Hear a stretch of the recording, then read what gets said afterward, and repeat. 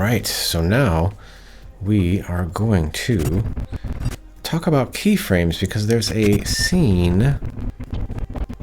I couldn't whisper like that. Scene. Couldn't do that again if I tried.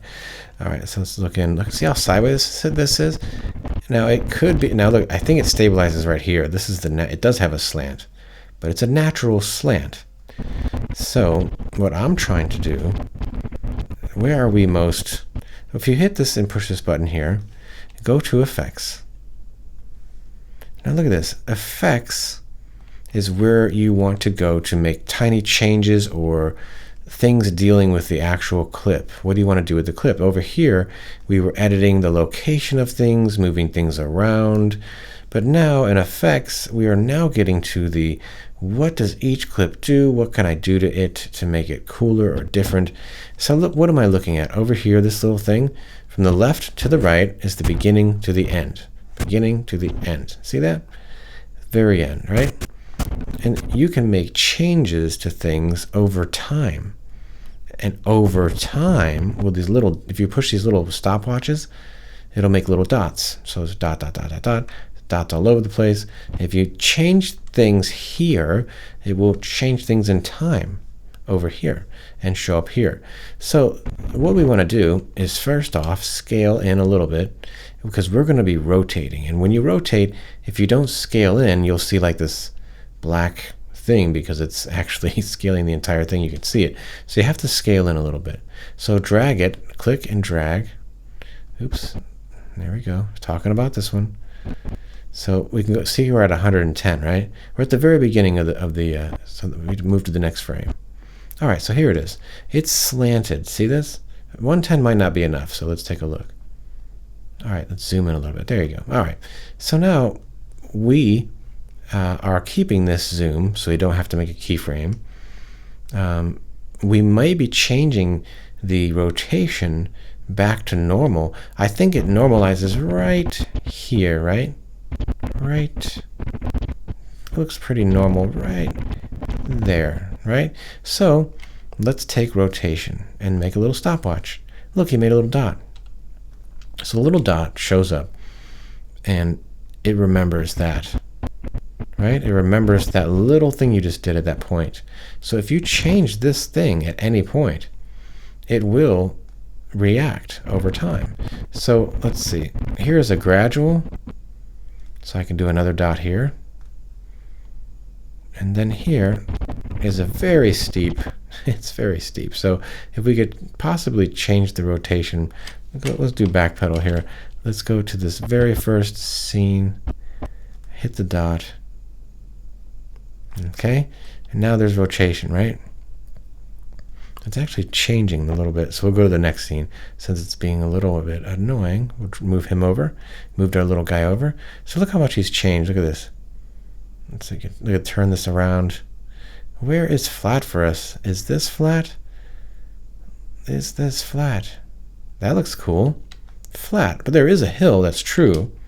But this is the flattest you can get it. So it will try to go back. See how it's trying to go back, right? So that just means you have to, over time, keep making it in the right place. Okay, force it, now keep making it. Force it to be in the right spot. So here he looks out of spot already. How do we do this again? Okay, it's flat again, cool.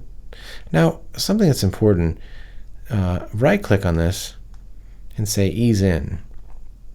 I'm easing into this keyframe.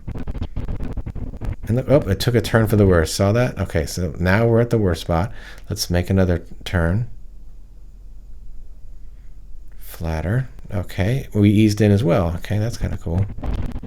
Look, he took a turn to the, he's still tilted, right?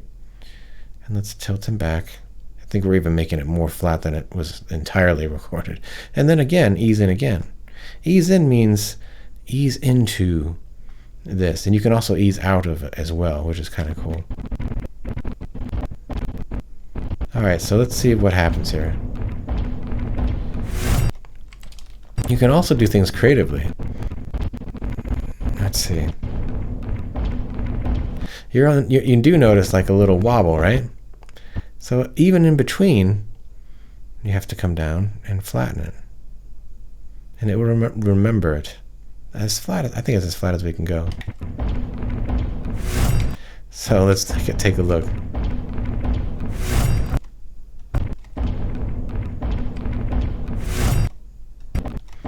All right, so what am I seeing? I've seen a lot of wobble, right? So that might mean there's too many frames. So what you can do is delete, delete, delete. You can make a general. I do need another one in here. Look at that. I do like this, ready? The less frames, the better, in a sense that if you put a lot in there, it will make movements, and they better be pretty close to each other, because if they're not, you're going to see it. So let's see.